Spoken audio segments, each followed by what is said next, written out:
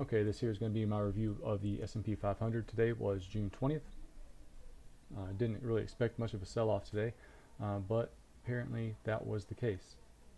Put in a very bearish candle towards the end of the day, closed below the EMA again, and now the next test is probably going to be this gap and 21 period exponential over here.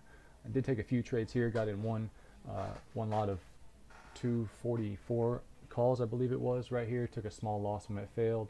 I think I got in another one on one of these bounces, which actually failed. I assumed it was going to hold the opening range low. It did not.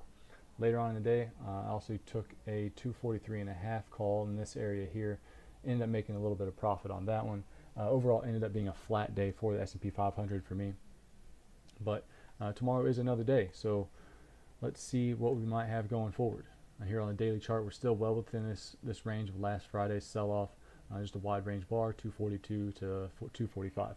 So until it gets outside of there, there's not really going to be much direction in the stock. This here's my 30-minute time frame. A lot of levels on here probably still apply. This here's a 242. This here's a 245. It is in a fairly steep downtrend here on the day.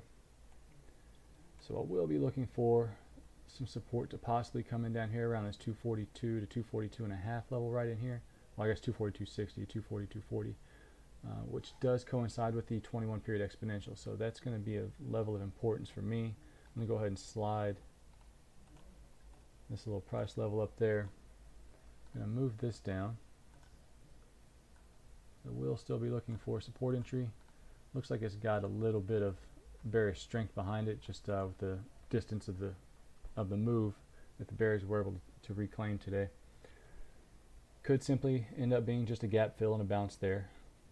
If it does roll down farther than there, I will look at this next level that did hold of 242, which is the bottom of that weekly range up there, or excuse me, that last Friday's range. Interesting thing to point out is it did pierce below that level once before, so there may be a little bit of weakness there. Could potentially dip a bit lower, maybe even test this bottom range of this megaphone I have drawn on here.